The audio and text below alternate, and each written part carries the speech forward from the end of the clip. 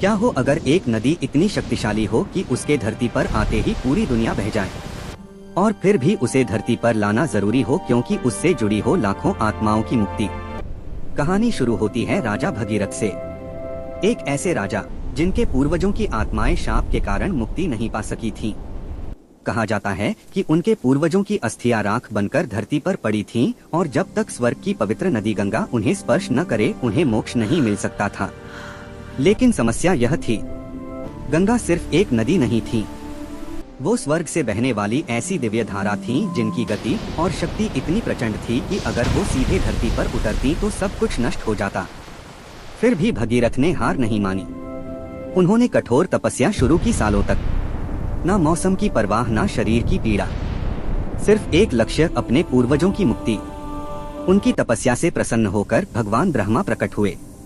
उन्होंने कहा, गंगा को धरती पर भेजा जा सकता है लेकिन उनकी धारा को संभालना किसी के बस की बात नहीं है। अब कहानी में आता है एक नया मोड़, क्योंकि अगर गंगा को लाना था तो पहले उनकी शक्ति को नियंत्रित करना जरूरी था।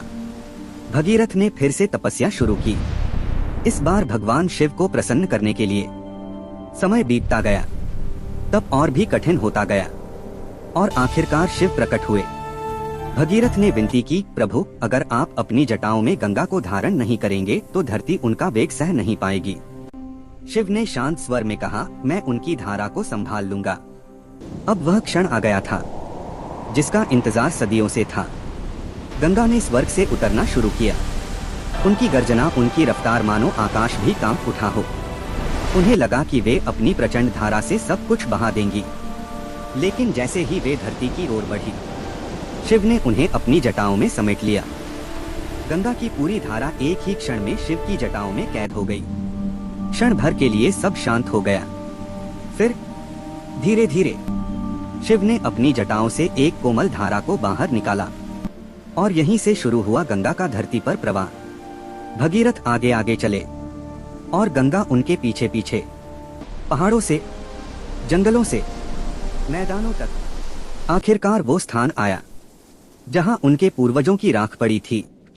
जैसे ही गंगा की पवित्र धारा ने उसे स्पर्श किया, कहा जाता है कि उनकी आत्माओं को मोक्ष मिल गया।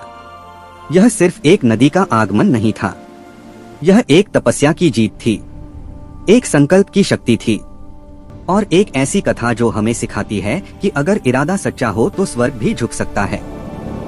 क्योंकि गंगा सिर्फ जल नहीं है, वो आस्था है, मुक्ति है और एक अनंत विश्वास की धारा है जो आज भी बह रही है। कमेंट में जरूर लिखे, हर हर गंगे।